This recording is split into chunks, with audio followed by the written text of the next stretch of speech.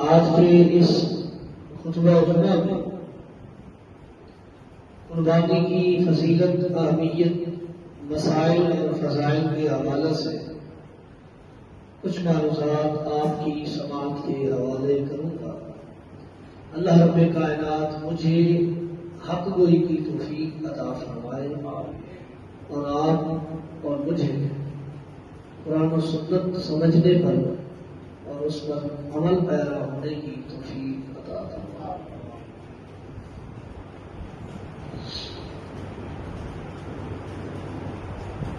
نبی علیہ الصلوۃ والسلام کا فرمان ہے، من وجد ساعة ان یضحی فلم یضحی فلا یحضرنا مصلانا۔ امت کے لوگوں، کائنات میں بیسنے والے امت محمدیہ کے باشندوں،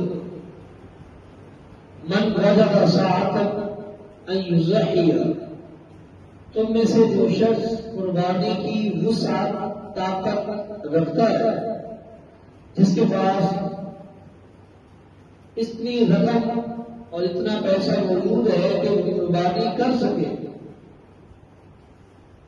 فلم یضحی، اور وہ شخص قربانی نہیں کرتا،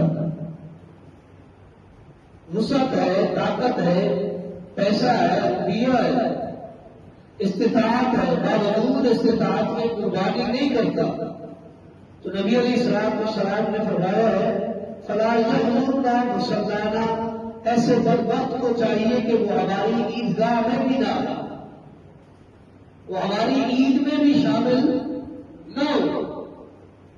کون؟ وہ شخص جس کے پاس استطاعت اور طاقت ہے، باوجود طاقت اور استطاعت میں قربانی نہیں کرتا، بہانہ بنا لیتا ہے،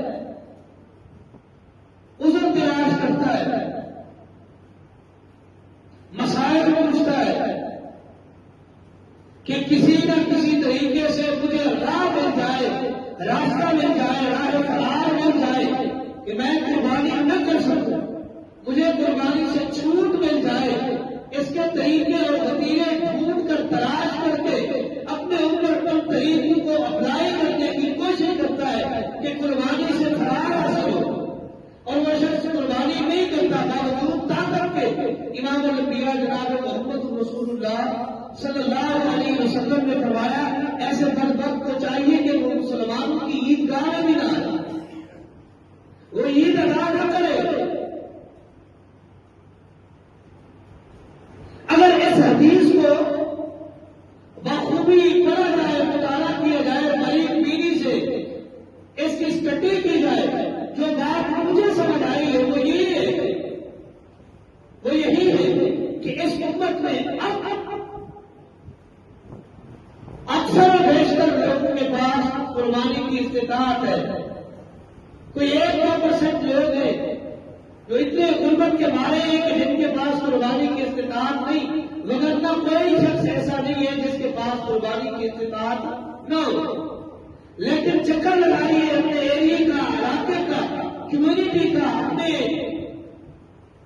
علاقے اور بستی کا چکر لگائے، موسٹلی لوگ وہ ملیں گے جو آپ کو یہ بہانہ کرتے ہوئے ملیں گے کہ قربانی کی استطاعت نہیں تھی، اس لیے قربانی نہیں کی۔ قربانی جو سنت ہے، اور وہ سنت جس کو امام الانبیاء نے دوام کے ساتھ اختیار کیا۔ انس بن مالک رضی اللہ تعالیٰ عنہ فرماتے ہیں، کان نبی صلی اللہ علیہ وسلم اقام فی المدینہ کے 10 سنین، امام الانبیاء جناب محمد رسول اللہ صلی اللہ علیہ وسلم مدینہ میں 10 سال رہے، 10 سال مدینہ میں قیام مزید رہے، کوئی سال ایسا نہیں گزرا کہ جس سال امام الانبیاء نے قربانی نہ کی ہو۔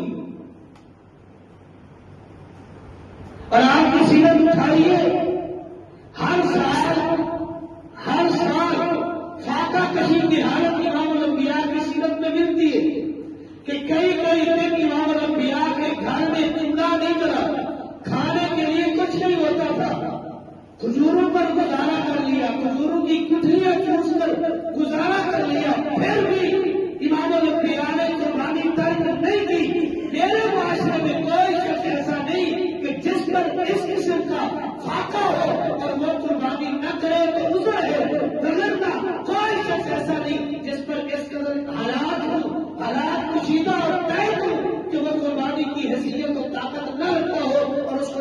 مل جائے. ہمارے پاس بچوں کے لیے ایک ایک دو دو تین تین سوٹ لینے کے لیے پیسے موجود ہیں. قربانی کے پہلے دن کا سوٹ، دوسرے دن کا، تیسرے کا، چوتھے کا لباس لے سکتے ہیں. بیوی کا، بچوں کا، اپنا. قربانی کی باری آئے، قربانی کی استطاعت نہیں ہے. جس سنت پر امام الانبیاء نے تمام اختیار کی ہے اس کی استطاعت نہیں. قربانی کے لیے ایک سوٹ تو خرید سکتے تھے نا قربانی کی عید کے لیے، اور بقیہ جو تین تین سوٹ پورے خاندان کے لیے ان کے پیسے چھوڑ کر کم از کم خاندان کی طرف سے ایک ایسا تو بن سکتا تھا، نہیں کیا. اور بعض لوگوں کو کہتے ہوئے میں نے سنا ہے قربانی کریں تو کس لیے اتنی وافر مقدار میں گوشت اکٹھا ہو جاتا ہے کہ کئی کئی دن بطور کھانا گوشت کھانا پڑتا ہے، اس کو ابال کر سکھانا پڑتا ہے، ڈیپ فریزر میں فریز کرنا پڑتا ہے. حصہ رکھنے کی کیا ضرورت ہے؟ گوشت تو مل جاتا ہے. قربانی گوشت کا نام نہیں ہے، قربانی اور سنت کا نام ہے جس کو امام الانبیاء نے تمام کے ساتھ اختیار کیا ہے، صحابہ نے کیا ہے. پچھلے جمعہ میں نے کہا کہ عبداللہ ابن عمر سے پوچھا گیا کہ قربانی سنت ہے یا فرض، انہوں نے کیا جواب دیا تھا؟ مجھے پتا نہیں ہے کہ یہ سنت ہے یا فرض ہے، میں نے امام الانبیاء کو قربانی کرتے دیکھا ہے اس لیے ہم کرتے ہیں.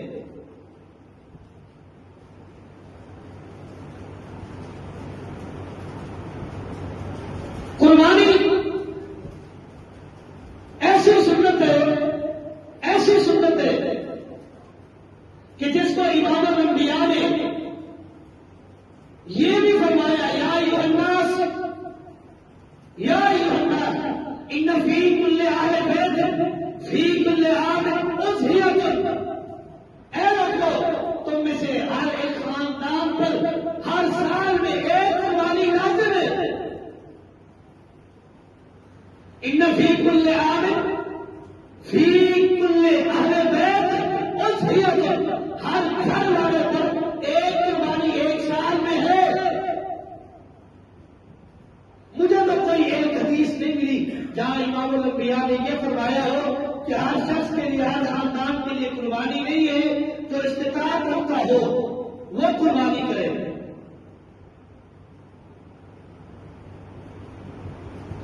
قربانی اور قربانی صرف ایک دن کا نام نہیں ہے کہ یہ پہلا دن تو کل یوم النحر ہے، 10 ذوالحجہ قربانی کرنی ہے بس اس دن جتنے جانور ہے ذبح کر لے. نہیں، امام الانبیاء کی سنت سے ثابت ہے کہ کل ایام تشریق یوم ذبح یا ایام ذبح.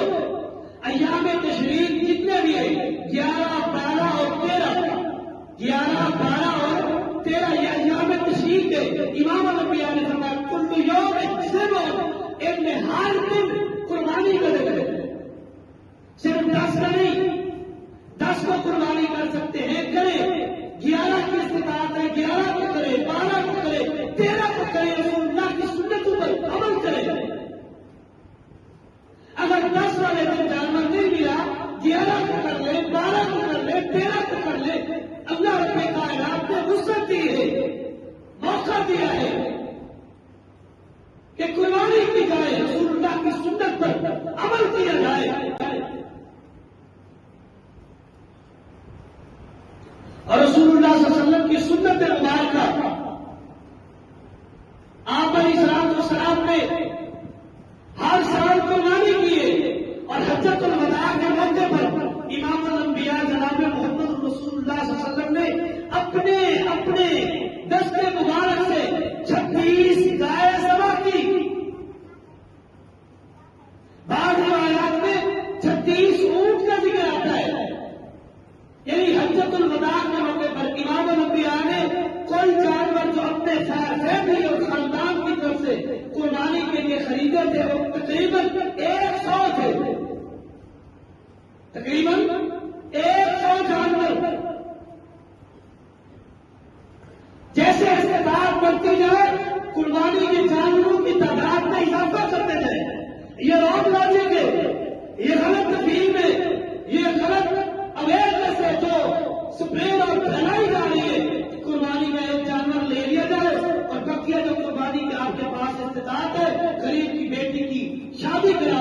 وہ بھی کرائے، نیکی کا کام ہے، اچھائی کا کام ہے، لیکن اس سنت سے انکار کیوں؟ امام الانبیاء نے جب 100 جانور خرید کر ذبح کیا، کیا امام الانبیاء سے بڑا کوئی نیک ہو سکتا ہے؟ کیوں؟ میرے لیے آپ کے لیے اسوہ محمد رسول اللہ ہے، آپ کی سنت، آپ کا طریقہ، آپ کا عمل میرے لیے اور آپ کے لیے حجت ہے، کسی اور کا عمل حجت نہیں ہو سکتا، کسی اور کی لاجک حجت نہیں ہو سکتی، حجت محمد رسول اللہ ہے۔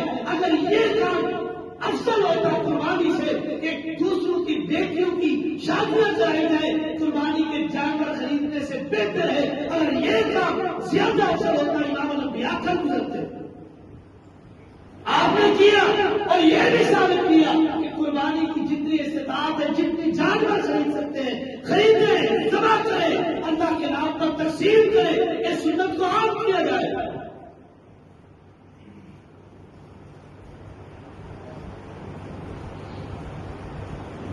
قربانی اس کی بڑی فضیلت ہے، بڑی اہمیت اللہ رب کائنات نے رکھی ہے۔ سب سے بڑی فضیلت اور اہمیت تو یہی ہے کہ جد الانبیاء ابراہیم علیہ السلام سے لے کر بقیہ تمام انبیاء اور قرآن کو اٹھائیے تو قرآن کہتا ہے لکل امت جعلنا منسکا لیذکروا اسم اللہ فیما رزقهم من بہیمۃ الانعام۔ اللہ نے ہر امت کے لیے قربانی رکھی ہے۔ صرف جد الانبیاء ابراہیم علیہ السلام کے دور سے یہ طریقہ نہیں چلا، آج سے پہلے جتنے انبیاء ہیں کل امت جعلنا منسکا، ہر ایک امت کے لیے اللہ نے قربانی کا طریقہ رکھا ہے۔ تمام انبیاء کی سنتوں پر عمل ہو جاتا ہے، پھر اس سے اعتراض اور اختلاف کیوں؟ اس سے بچاؤ اور ڈرائے فرار کے راستے اختیار کیوں؟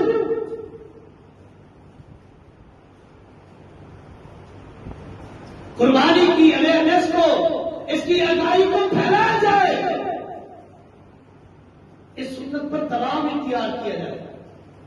یہاں تک میں تو سمجھا ہوں اگر بالفرض کسی شخص کے پاس ایٹ اے ٹائم قربانی کے لیے اس ٹائم پیسے نہیں ہیں، ادھار لے کر قربانی کر لے، ادھار چکا لے، کچھ نہیں ہوتا۔ اپنے ذاتی معاملات کے لیے ہم ادھار لے سکتے ہیں، تو اللہ کے رسول کی سنت کے لیے ادھار لینے میں کون سا حرج ہے؟ ادھار لے کر قربانی کریں۔ آج بھی جو موجود ہیں جن کے پاس چلو اپنے لیے استطاعت نہیں، ادھار لے کر قربانی کریں، کل کریں، پرسوں کریں، ترسوں کریں، 13 تاریخ تک قربانی کر سکتے ہیں۔ پھر اس کا مزہ اور اجر دیکھیں کہ رب اجر کتنا دیتا ہے۔ قربانی کے جانور کے لیے پچھلے جمعہ میں نے کہا دوندا جانور لینا لازمی ہے، کھیرے جانور کی کوئی گنجائش نہیں ہے۔ بھلے گھر کا پڑا ہوا موٹا فرما خوبصورت جانور ہے، لیکن دو دانتا نہیں، مسنہ نہیں، قربانی کے لیے استعمال نہیں ہو سکتا۔ اگرچہ فقہائے احناف نے اجازت دی، ان کی اجازت ان کی اپنی جیب میں، جب رسول اللہ نے منع کیا ہے ہمیں کسی کی اجازت کی ضرورت نہیں ہے، ہمیں کسی کی اجازت کی ضرورت نہیں ہے۔ جب رسول اللہ نے منع کیا ہے، آپ نے فرمایا قربانی کے لیے مسنہ 2 دانت والا جانور قربان کر سکتے ہیں، کم از کم 2 دانت، ورنہ 4 6 ہو جائے کوئی مسئلہ نہیں، 2 دانت سے کم نہ ہو۔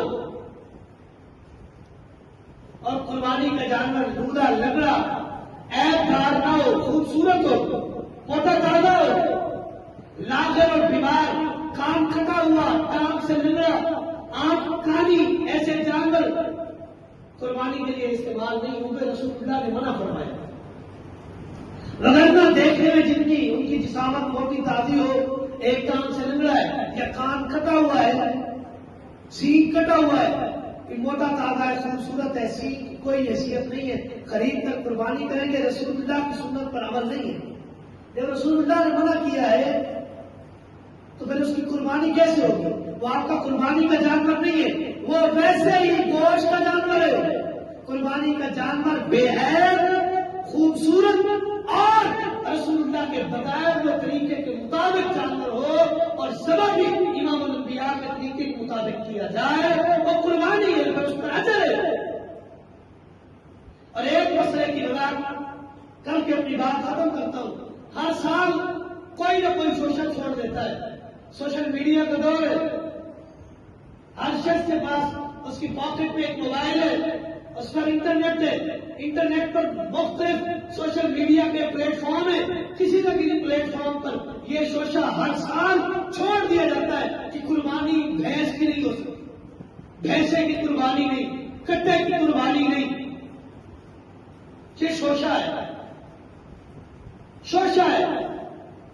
جتنی بھی وہ دلائل دیتے ہیں، جہاں تک میرا مطالعہ ہے یا میری ریسرچ ہے، ان کے دلائل اور ادلہ دم کتے ہیں، کوئی حیثیت نہیں ہے۔ سب سے پہلے وہ دلیل دیتے ہیں کہ بھینس کی قربانی نہیں جائز۔ کیوں نہیں جائز؟ اللہ نے قرآن میں 8 جانوروں کا ذکر کیا ہے، ان 8 جانوروں میں بھینس اور بھینسے کا ذکر نہیں ہے، لہذا قربانی نہیں۔ کون سی؟ من الضأن اثنین ومن الإبل اثنین، سورہ انعام کے اندر اللہ نے 8 جانوروں کا ذکر کیا ہے، تو لہذا ان 8 جانوروں میں بھینس اور بھینسا کٹا وغیرہ نہیں ہے، لہذا اس کی قربانی نہیں۔ آپ کی دلیل سن لی، اب میرا جواب سنیں جو دلیل دیتے، ان سے پوچھیں کہ یہ سورہ انعام کے اندر پوری صورت میں اللہ نے کسی ایک آیت میں حج یا قربانی کا ذکر کیا ہے؟ صرف ایک آیت کا نہیں کہہ رہا، ایک آیت کا نہیں، اسی آیت میں اللہ نے قربانی اور حج کا ذکر کیا نہیں، پوری صورت کے لیے چیلنج کر رہا ہوں۔ اس پوری صورت میں سورہ انعام کے اندر اللہ نے کسی ایک آیت میں، کسی ایک آیت کے ٹکڑے میں قربانی کا یا حج کا ذکر کیا ہے؟ اگر کیا ہے تو پھر آپ کی یہ دلیل قابل حجت ہے۔ اگر پوری صورت کے اندر اللہ رب کائنات نے قربانی اور حج کا ذکر نہیں کیا تو پھر آپ کی دلیل قابل حجت ہے نہیں۔ دوسرا جواب، یہ آیت جو پڑھی جاتی ہے جس میں 8 جانوروں کا ذکر ہے کہ اونٹ کا نر مادہ، گائے کا نر مادہ، بکرے کا نر مادہ اور مینڈھے کا نر مادہ، بس یہ 8 ہے، یہ آیت اللہ رب کائنات نے مشرکین کے رد میں نازل کی ہے، مشرکین کے رد میں نازل کی ہے، رد میں نازل کی ہے، کیونکہ اس دور کے مشرکین کا یہ عقیدہ تھا کہ یہ جو جانور ہیں یہ غیر اللہ کے نام پر چھوڑے جائیں، غیر اللہ کے نام پر چھوڑے جائیں۔ جس طرح آج بھی رواج ہے، ہمارے سر کی جو چٹیاں ہے، کچھ لٹے پیروں کے نام پہ چھوڑی جاتی ہے، پھر اس دربار پر جائیں گے، پھر ان لٹوں کو کٹوائیں گے تاکہ ہمیں اجر ملے۔ یہ ان لوگوں کا عقیدہ ہے جو آج تھوڑا سا شیپ چینج کر کے، شکل چینج کر کے ہمارے اندر موجود ہے۔ یہ مشرکین مکہ کا عقیدہ تھا کہ یہ جانور جو 8 ہے نا، یہ پیروں اور فقیروں اور بزرگوں کے نام پر چھوڑے جائے، ان کا دودھ نہ پیا جائے، ان کا گوشت نہ کھایا جائے، ان کو تکلیف نہ دی جائے، یہ ویسے مرتے ہیں مر جائیں، ان کو ذبح نہ کیا جائے۔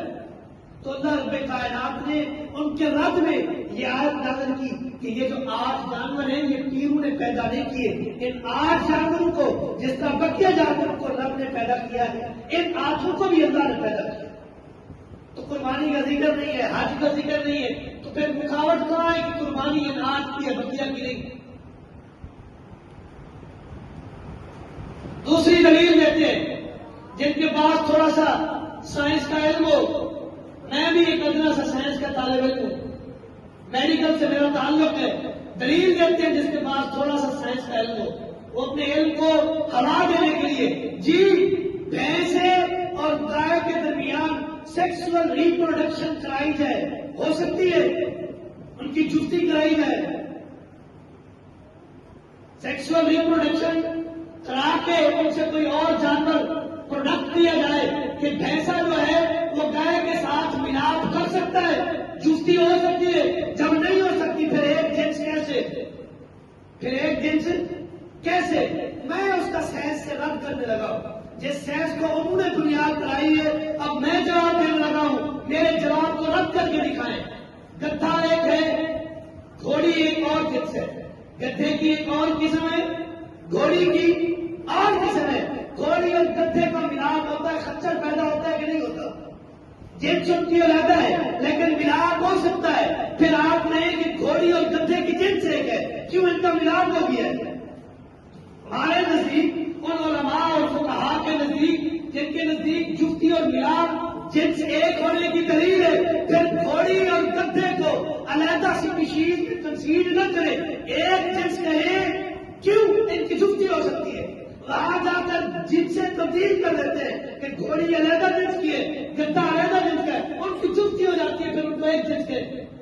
اور جفتی ہونا، یہ سیکشل ریپروڈکشن ہونا، یہ ملاپ ہونا ایک جنس کے لیے لازمی نہیں ہے، یہ عقل کی کمی ہے۔ تیسری دلیل دی جاتی ہے جو ان کی سب سے بڑی دلیل ہے اور بھاری دلیل ہے کہ امام الانبیاء نے بھینس کی قربانی نہیں کی، آپ کی سنت سے ثابت نہیں، لہذا ہم نہیں کرتے۔ آپ نے گائے کی قربانی کی ہے، میرا سوال ہے ان سے، ایک معصومانہ سوال ہے کہ رسول اللہ صلی اللہ علیہ وسلم نے گائے کی کون سی قسم کو بطور قربانی کے ذبح کیا ہے؟ کوئی ثابت کر سکتا ہے؟ پاکستان کے اندر کتنی اقسام کی گائے موجود ہے کہ نہیں؟ صرف پاکستان کا نام ہے، آل اوور دی ورلڈ نہیں، پوری دنیا میں نہیں، صرف پاکستان کے اندر کتنی قسمیں گائے کی پائی جاتی ہیں؟ کیا ان اقسام میں سے رسول اللہ نے ذبح کیے؟ جن کو میں نے یا میری سائنس نے یا میری لاجک نے مجھے گائے کہا کہ یہ گائے کی قسم ہے، کہہ دیا، ہم نے مان لیا اور قربانی کر دی، کیا رسول اللہ نے ان اقسام میں سے کسی کی قربانی کی ہے؟ ہمارے پاکستان میں سہوالی ہے، جرسی نسل ہے، دیسی ہے، ڈیری فارم ہے، تین چار تو میں نے گنواتی ہے، بکیاں اور بھی ہے۔ اب سوشل میڈیا کا دور ہے، وہ چھوٹی چھوٹی قسم کی گائے جو قربانی کے لیے لے کر جا رہے ہیں، اتنی چھوٹی چھوٹی، کیا رسول اللہ نے ان کو ذبح کیا ہے؟ وہ تو گائے کی جسامت جیسی ان کی جسامت بھی نہیں ہے، جسامت جیسی جسامت نہیں ہے، جن کو میں نے یا میری سائنس نے اس گائے کہا اور ہم نے اس کو قربان کر دیا، وہی سائنس اس بھینس کو گائے کی قسم کہتی ہے، پھر ہم نہیں مانتے۔ کہاں کا انصاف ہے؟ اور یہ اختلاف پرانا نہیں ہے، تقریباً 50-60 سال کے نزدیک کا یہ اختلاف ہے، اور ہے بھی علماء اہل حدیث کے نزدیک ہے۔ بقیہ جتنے بھی ہیں فقہاء کے ماننے والے، حنفی، شافعی، مالکی، حنبلی، سب کے نزدیک بھینس کی قربانی جائز ہے، اور وہ بھینس کو گائے کی قسم کہتے ہیں۔ اختلاف علماء اہل حدیث کے اندر ہے، اور یہ اختلاف بھی پنجاب کے لیول پر ہے، اپر اور لوور پنجاب میں، بس اپر اور لوور پنجاب کا ہے۔ اپر پنجاب والے زیادہ تر علماء قائل ہیں، اور کچھ ہیں جو قائل نہیں ہیں، پھر ایسے ایسے بھدے جملے کستے ہیں جو اسٹیج پر بیان کرنے کی میرے اندر جسارت اور جرأت نہیں ہے۔ جب علماء نے، فقہاء نے اور لغت کے علماء نے، لسان العرب والے ابن المنظور افریقی نے، علامہ دمیری نے حیات الحیوان کے اندر، اور اسی طرح علامہ دورمی میں نے التغریب فی الترتیب کے اندر، فی الترتیب العرب کے اندر بھینس کو گائے کی قسم کہا ہے۔ امام مالک بھی بھینس کو گائے کی قسم کہیں، امام احمد بن حنبل بھی کہیں، تو میرے اندر کیا طاقت کہ میں ان کا انکار کر سکوں؟ اور یہی مولوی جو بھینس کو قربانی کے لیے استعمال کرنے سے منع کرتے ہیں، ان سے پوچھئے کہ بھینس کی زکات کتنی ہے، بھینس کی زکات کتنی ہے؟ تو بھینس کی زکات بتاتے ہیں وہ یہ کہتے ہیں کہ بھینس کی زکات ہوئی ہے جو گائے کی ہے۔ کیوں؟ گائے کی قسم ہے۔ زکات فرض ہے یا سنت ہے؟ زکات فرض ہے نا، قربانی کیا ہے؟ سنت۔ سنت کے لیے ہم منع کر رہے ہیں کہ ثابت نہیں ہے۔ جب فرض کی باری آتی ہے تو پھر گائے جو ہے نا اور بھینس ایک دن سے لہٰذا زکات لے لی جائے، انصاف تو نہیں ہے۔ پھر قربانی کے لیے جس طرح منع کیا ہے، زکات کے لیے بھی منع کریں گے، اس کی جنس نہیں ہے، لہٰذا اس کی جنس میں سے نہیں ہے کہ ہم زکات کیسے کریں۔ وہاں کچھ پیسے ملتے ہیں نا، اور زکات میں آتے ہیں تو اس لیے اس کو گائے کی جنس بنا دیا، قربانی کے لیے منع کر دیا. دو منہ بات ہوگی، ایک کم از کم ایک پر تو قائم رہے، یا تو پھر قربانی کے قائل بنے یا پھر زکات کا انکار کرے. وہاں انکار نہیں ہوتا، یہاں قائل نہیں ہوتے، اور لوگوں کو بھدے جملے کس کے ان کے طور طریقوں کو اور ان کی سوچوں کو مختلف کرنے کی، بدلنے کی کوشش کرتے ہیں. اللہ رب کائنات علماء کو مجھ سمیت سب کو ہدایت عطا فرمائے. ھذا ما عندی واللہ اعلم بالصواب وما توفیقی الا باللہ.